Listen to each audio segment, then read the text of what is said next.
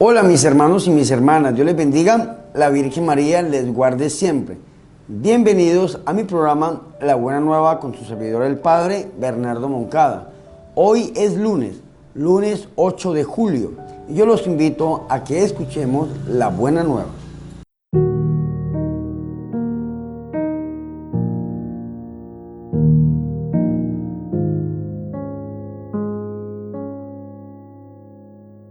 El Señor esté con ustedes.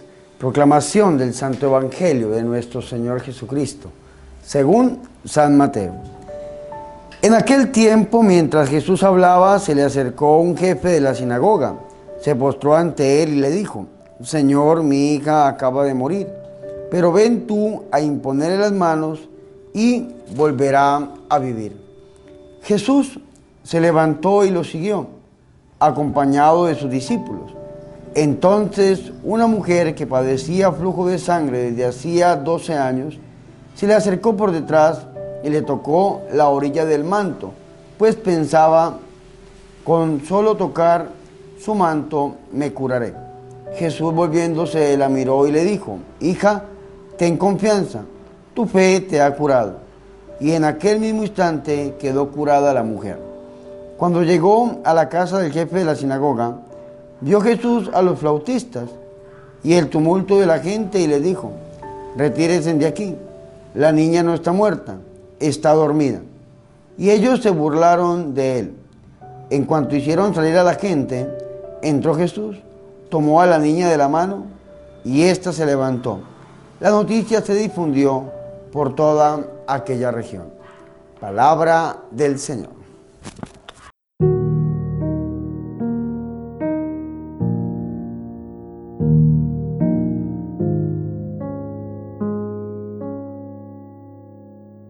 Mis hermanos y mis hermanas, qué alegría es para nosotros escuchar la buena nueva, la palabra del Señor, el Santo Evangelio, para hoy lunes 8 de julio.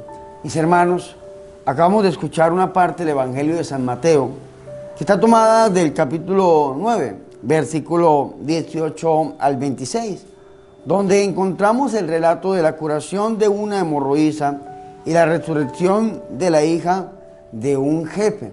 Estos dos relatos están unidos, están mancomunados, mis hermanos, y aquello que los sostiene unidos es una frase llamada la fe en Jesús de Nazaret. Es la fe en nuestro Señor y Salvador Jesucristo la que hace que estas dos personas obtengan los deseos más íntimos y más profundos de su corazón. Primero, el Evangelio inicia relatando la historia de un hombre. El Evangelio de Marcos, en el capítulo 5, le da el nombre a esta persona, se llama Jairo. Dice que Jairo buscó a Jesús y en el Evangelio de Marcos le dice que su hija está a punto de morir. El Señor le dice: iré contigo. Y mientras el Señor pues se va con Jairo, ahí se atraviesa una mujer hemorroísa y toca a Jesús, se sana, y mientras el Señor habla con esta mujer, la hija de Jairo muere. Y entonces la gente dice: ya no molestes más al maestro, déjalo quieto. Sin embargo, Jesús va hasta la casa y resucita a esta niña. El Evangelio nos dice que llevaba 12 años la mujer enferma y que la niña tenía 12 años. Este relato, que está en los tres evangelios sinópticos, está en el Evangelio de Marcos en el capítulo 5, versículo 21 al 43, en San Lucas capítulo 8, versículo 40 al 56, y el que estamos leyendo, Mateo capítulo 9, versículo 18 al 26. Este relato es un relato muy, pero muy profundo, que yo quiero hoy desde el Evangelio de San Mateo profundizarlo con todos y cada uno de ustedes. Dice el evangelista: así les estaba hablando. ¿De qué estaba hablando Jesús? El discurso acerca del ayuno. ¿Por qué?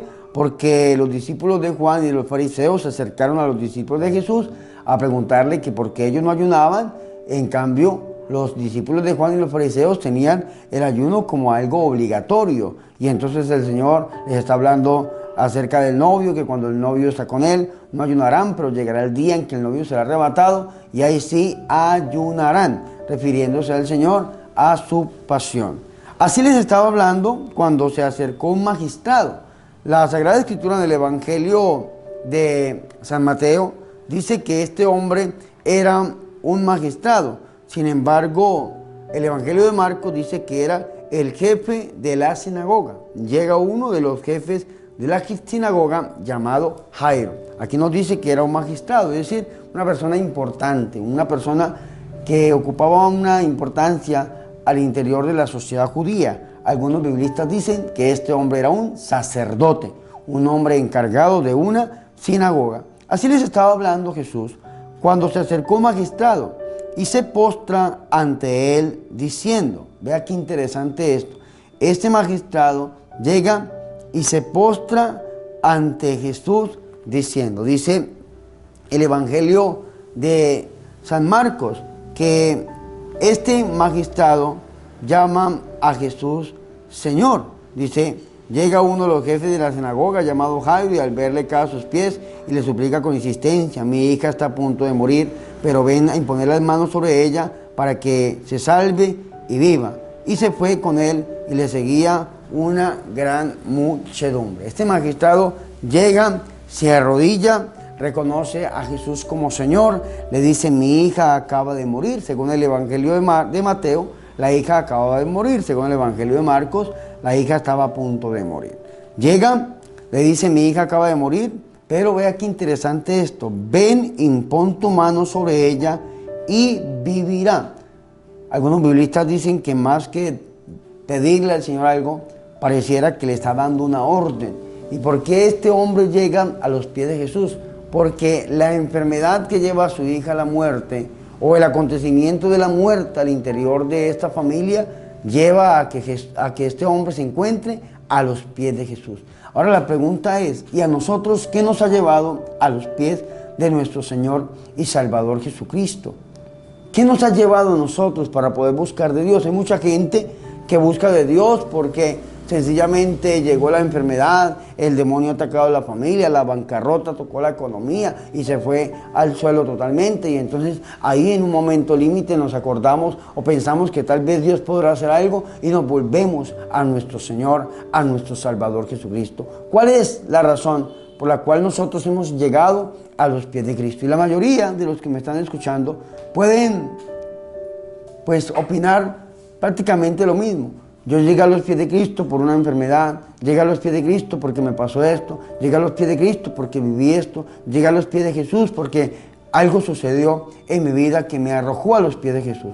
Precisamente este magistrado, este jefe de la sinagoga, ese sacerdote, había vivido la muerte de su hija al interior de su familia, y este acontecimiento tan tortuoso, tan doloroso, llevó a que este hombre estuviese delante de Jesús, postrado a los pies de Jesús, pidiéndole casi en forma de orden que fuera Jesús a imponer sus manos sobre ella y que ella viviría. Vea qué fe tan tremenda la de este hombre. Le dice, mi hija acaba de morir, pero ven, impón tu mano sobre ella y vivirá. Vea qué fe tan grande, tan extraordinaria, que aunque este hombre tenía su hija que acababa de morir, aunque este hombre estaba pasando por esta situación tan dura, tan adversa, tan difícil, sin embargo, tiene una fe grande, una fe puesta en nuestro Señor y Salvador Jesucristo. Nuestro Señor, que siempre estaba rodeado de gente, según el Evangelio de San Marcos, eran multitudes las que seguían a Jesús y en ese momento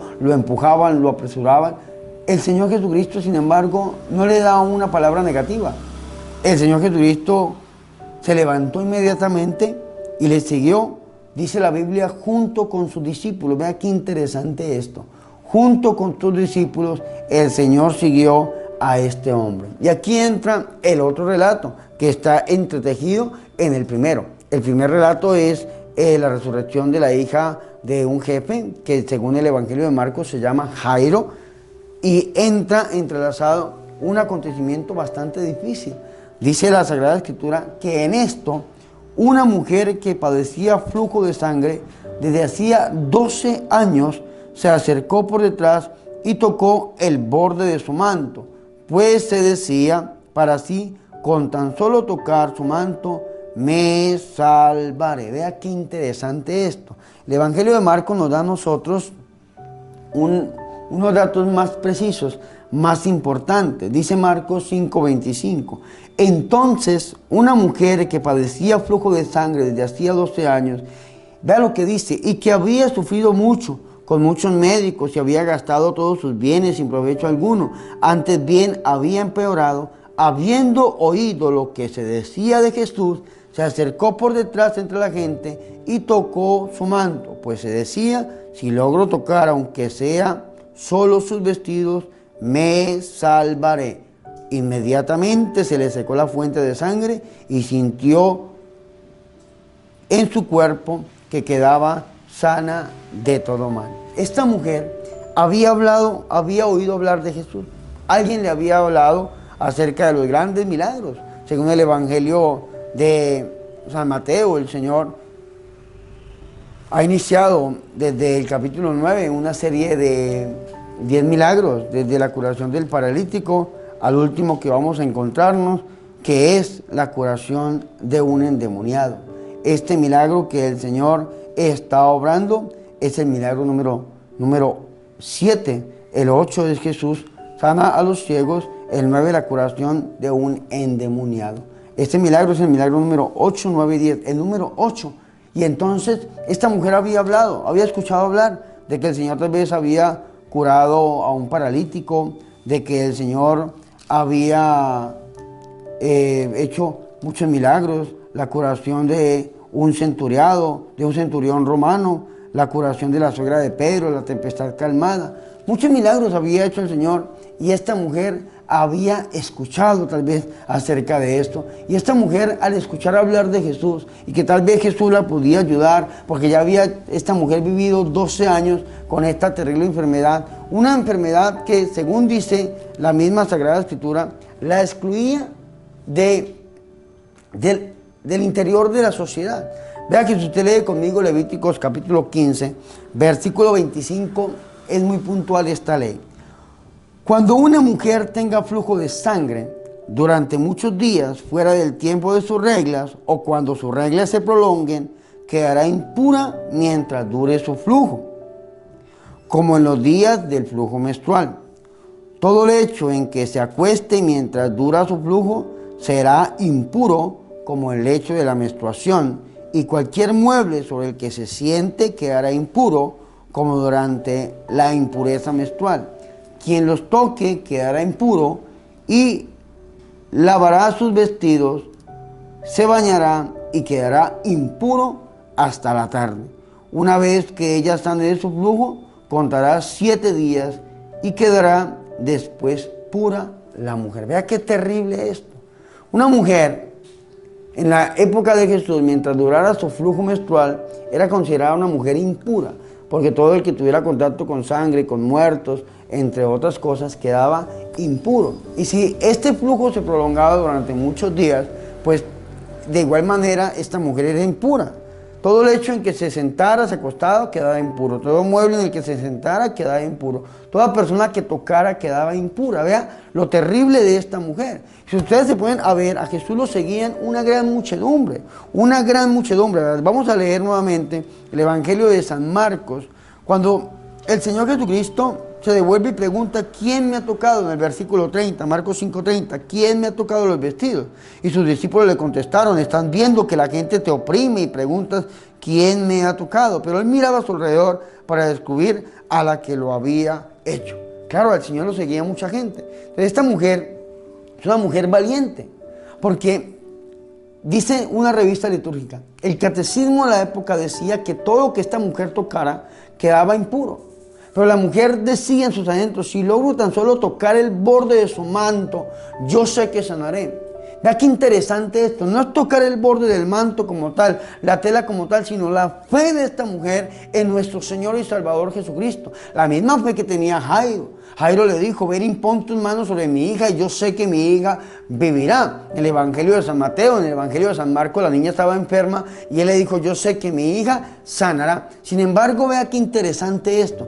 La mujer no creía que ella iba a volver impuro al maestro al tocar al menos el borde de su vestido, como decía Levítico en el capítulo 15, versículo 25 en adelante, sino que la mujer decía, yo sé que si logro tocarlo, yo me sanaré, me salvaré. Y esta mujer rompió todo protocolo. Esta mujer hubiese podido ser matada a pedradas en ese momento. Se llamaba la lapidación. donde la hubiesen descubierto. Imagínense ustedes que todo lo que la mujer tocaba quedaba impuro. Si la mujer tocaba 5 hombres quedaban impuros, si tocaba 10 hombres quedaban impuros, si tocaba 50 hombres quedaban impuros. Y estos hombres que se tenían que purificar y hasta la tarde duraban impuros, solamente el que lavara los vestidos de la mujer quedaba impuro y después de purificarse hasta la tarde se le quitaba la impureza, dice Levítico capítulo 15 versículo 28. Imagínense ustedes estas personas al quedar impuros, ¿qué hacían? Pues las sacaban y las mataban a pedradas. Esta mujer pudo haber pasado por lo mismo. Sin embargo, esta mujer puso su fe en Jesús y nunca se ha oído que alguien que ponga la confianza en Dios, que ponga la confianza en Jesús, quede defraudado. Por eso el Evangelio de San Marcos, que nos da un poco más de detalles, dice lo siguiente: entonces la mujer, viendo lo que había sucedido, se acercó atemorizada y temblorosa. ¿Por qué atemorizada y temblorosa? Porque esta enfermedad ponía a la mujer en un estado de impureza legal. Y entonces donde el Señor Jesucristo hubiese dicho impura, esta mujer, pues sencillamente todo el mundo se le va encima y le quitaban la vida. Sin embargo, esta mujer, aunque se acerca atemorizada y temblorosa, se postra ante él y le contó toda la verdad, le contó su vida, cuántos años llevaba enferma, qué es lo que había pasado. Dice el Evangelio de San Marcos que había sufrido mucho con muchos médicos y había gastado todos sus bienes sin provecho alguno, antes bien había empeorado. Esta mujer se lo contó al Señor Jesús, le contó todo lo que ella había vivido, toda la exclusión que había tenido, la humillación por la que había pasado. Esta mujer, en medio de su miedo, en medio de aquel temor que la estaba sencillamente, estaba llenando su corazón, le cuenta a nuestro Señor y Salvador Jesucristo. Y ahí es donde el Señor Jesucristo, dice el Evangelio de Mateo en el capítulo 9, versículo 22. Jesús se volvió y al verla le dice: ánimo, vea qué interesante esto, ánimo. La mujer tenía la autoestima por el suelo, la mujer estaba en el suelo, 12 años sufriendo, 12 años huyendo, 12 años considerándola impura. Tal vez la gente le ponía el dedo encima y ahí va la impura. Esa mujer había sufrido mucho. Y el Señor viene a hacer una acción en 3 fases diferentes. Primero, el Señor le dice ánimo, la levanta. El Señor le devuelve su estima y la lleva a que ella enriquezca su autoestima. La convierte en una mujer valiosa. Y después de que el Señor la convierte en una mujer valiosa, para el pueblo de Israel, esta mujer tenía que orar hasta la tarde para que la consideraran pura. Sin embargo, el Señor le dice ánimo. En ese mismo momento, en ese mismo instante, ánimo. Segundo, el Señor le dice hija. ¿Qué es decirle hija? La está incluyendo nuevamente en aquella sociedad que la había excluido. La está incluyendo en aquella religión que la había excluido. Ánimo hija, le dice el Señor. ¿Qué continúa? El broche de oro. Tu fe te ha salvado. Y esto es importantísimo. Ánimo hija, tu fe te ha salvado. ¿Cuál fe? Aquella fe que ella tenía, porque decía: si logro tocar tan solo el borde del manto de Jesús, yo sé que sanaré. Y es lo que le dice el Señor: tu fe te ha salvado. ¿Por qué el Señor le dice tu fe te ha salvado? Porque en la Biblia la palabra sanar y salvar comparten la misma raíz griega. La raíz es soter. Soter se traduce como sanar o se traduce como salvar. Por esta razón, cuando en la teología se habla de la historia de la salvación, se dice la soterología. Porque soter logos, el hacer siéndose de, acerca de la salvación. Ánimo hija, tu fe te ha salvado, tu fe te ha sanado. Y dice que quedó sana la mujer desde aquel mismo momento. El Evangelio de San Marcos dice: hija, tu fe te ha salvado, vete en paz y queda curada de tu enfermedad. Vea qué interesante esto. El Señor inmediatamente la está declarando pura, le está diciendo: vete en paz y ya desde ahora queda curada de tu enfermedad. Dice el Evangelio de Marcos que mientras estaba hablando, llegan de la casa del jefe de la sinagoga unos diciendo: tu hija ha muerto, y qué molestar ya al maestro. Jesús, que oyó lo que habían dicho, dice al jefe de la sinagoga: no temas, solamente ten fe. Y no permitió que nadie lo acompañara, a no ser Pedro, Santiago y Juan, el hermano de Santiago. Esto es importante. La gente que estaba hablando negativo, la gente que estaba hablando mal, la gente que no te había traído ninguna noticia buena a Jairo, la gente que lo quería alejar de Jesús, el Señor la hace a un lado. Vea qué interesante esto. Inicia con la historia de Jairo. En medio entra la historia de esta mujer hemorroísa que fue curada por el poder santo de nuestro Señor y Salvador Jesucristo, y vuelve al tema de este sacerdote llamado Jairo, que al escuchar, según el Evangelio de Marcos, aquellos que no le comunicaban nada bueno, sencillamente el Señor no deja que nadie más lo acompañe, sino Pedro, Santiago y Juan, el hermano de Santiago. Y esto es importante. La pregunta es, ¿y de qué clase de gente nos estamos rodeando nosotros? Hay gente muy negativa que lo único que hace es ser personas que vienen a decir oráculos de maldad sobre nosotros, cosas negativas, y que no quieren que nosotros sigamos buscando a nuestro Señor. Sin embargo, el Señor, esta gente la hace a un lado y se deja solamente acompañar de aquellas personas de fe. Nosotros tenemos que unirnos con personas de fe en los momentos de máximo dolor, en los momentos límites, en los momentos fuertes. Debemos dejarnos acompañar de personas que nos comuniquen, no que nos quiten, sino que nos den, no que nos hundan, sino que nos apoyen. Personas que verdaderamente tengan los ojos puestos en nuestro Señor y Salvador Jesucristo. Dice el Evangelio de San Marcos que llegan a la casa del jefe de la sinagoga y observan el alboroto, unos que lloraban y otros que daban grandes alaridos. Esto es importante porque en la época de Jesús, las personas, cuando se moría a alguien, contrataban, sobre todo a mujeres, para que lloraran a los muertos, y lo hacían con grandes alaridos, con una manera muy externa, muy fuerte. Y el Señor llega y pues observa esto, que estaban llorando y dando grandes alaridos. Y Jesús llega y pregunta, ¿por qué alborotan y lloran? La niña no ha muerto, está dormida. Y se burlaban de él. Pero él, después de echar afuera a todos, toma consigo al padre de la niña, a la madre, a los suyos, y entra donde estaba la niña. El Evangelio de San Mateo en esta parte dice que al llegar a la casa del magistrado y ver los flautistas y la gente alborotando, decía, retírense, la muchacha no ha muerto, está dormida. Y esta gente se burlaba de él.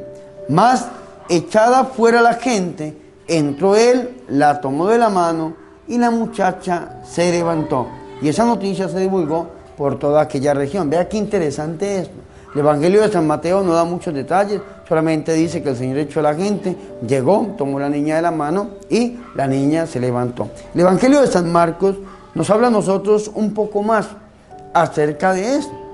El Evangelio de San Marcos dice que el Señor toma a Pedro, Santiago y Juan, que después de llegar a la casa, el Señor toma consigo al padre y a la madre de la niña, a los suyos, y entra donde estaba la niña.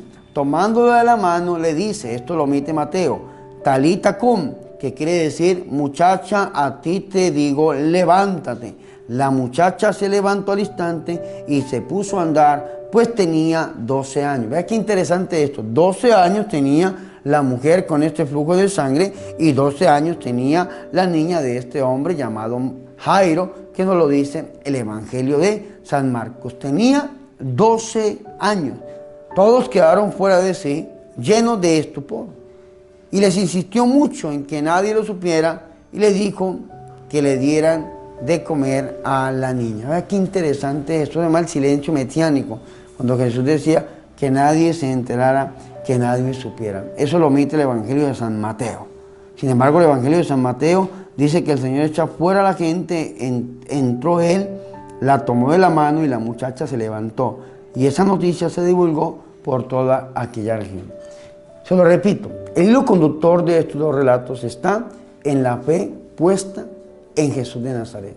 Jairo, o el magistrado judío, que se postró delante del Señor Jesucristo, reconociéndolo como Señor, puso la fe en Jesús, y el Señor Jesucristo resucitó a su hija, que estaba muerta. Esta mujer hemorroísta, en la cual no sabemos el nombre, que se acerca por detrás, toca el borde del manto de Jesús, el Señor Jesús la sana. ¿Cuál es el hilo conductor? La fe puesta en nuestro Señor y Salvador Jesucristo.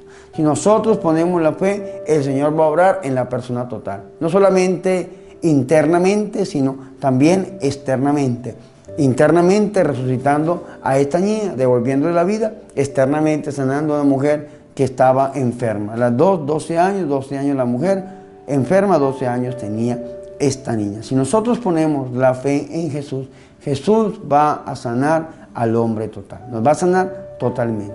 Hoy debemos poner nuestra fe en nuestro Señor y Salvador Jesucristo. Le debemos pedir al Señor con todo nuestro corazón, con toda nuestra vida, que sea Él el que nos sane, que sea Él el que vaya con nosotros, el que resucite lo que esté muerto al interior de nuestra casa, de nuestra familia, que sane lo que esté enfermo en nuestro cuerpo. Pero tenemos que hacerlo a través del corazón inmaculado de la Santísima Virgen María, aquella que verdaderamente lo acompañó, aquella que verdaderamente estuvo con él en todos los momentos fuertes de su vida, la Santísima Virgen María, aquella que ruega e intercede por nosotros. Pidámosle a nuestra Madre Santa que ruega e intercede por nosotros, que nos tome de la mano y nos presente delante de su Hijo, nuestro Señor Jesucristo, para que Él obre grandes prodigios y milagros en nuestra vida y en la vida de nuestras familias. Gloria al Padre y al Hijo y al Espíritu Santo, como era en el principio, ahora y siempre, por los siglos de los siglos. Amén.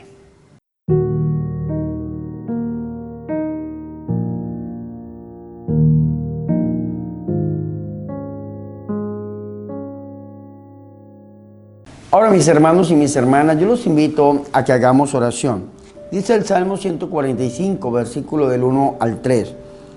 Te ensalzaré, Dios mío, mi Rey, bendeciré tu nombre por siempre. Todos los días te bendeciré, alabaré tu nombre por siempre. Grande Yahvé, muy digno de alabanza, su grandeza carece de límites. Oremos. Hoy te bendeciré nuestro corazón, Padre, porque Jesús, anticipando su propia resurrección, devolvía la vida a los muertos, como la hija de Jairo. Haznos hoy testigos con Cristo de ese amor que hace presente el reino y rejuvenece los corazones. Gloria al Padre y al Hijo y al Espíritu Santo, como era en el principio y siempre, por los siglos de los siglos. Amén.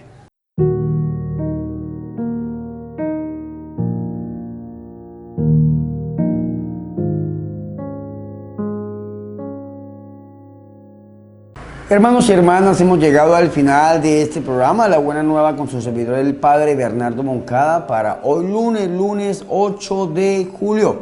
Hermanos, un feliz inicio de semana, que Dios les bendiga. Hoy les digo, como le dijo el Señor a aquella mujer hemorroísta, ánimo.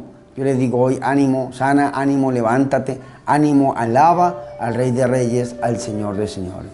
Mis hermanos, antes de despedir este programa con la bendición, les quiero recordar tres cositas. Primero, que he sido invitado a una peregrinación a Europa. Dice que son 6 países en un solo viaje. Si Dios quiere, vamos a estar en Portugal, Francia, España, Italia, Bosnia y Herzegovina e Israel.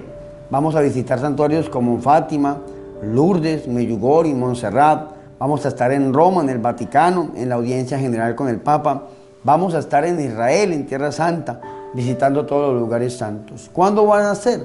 En el año 2020, el próximo año, del 15 de abril al 1 de mayo. Y esta peregrinación lleva como título Caminemos con María para seguir a Jesús. Yo soy el sacerdote que va acompañando a este grupo de peregrinos con esta gran travesía. Yo los invito, mis hermanos, a que se comuniquen a los teléfonos. En Estados Unidos, área 708-351-8868 o al número área 773-344-4816.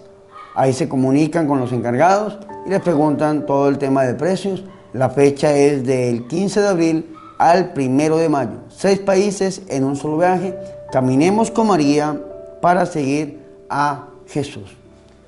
Mis hermanos, y la segunda cosita es, estamos buscando embajadores de la Buena Nueva. personas que nos ayuden a compartir estos videos y que lleguen a muchos corazones que tanto lo necesitan. Usted puede ser un embajador de la buena nueva con el Padre Bernardo Moncada.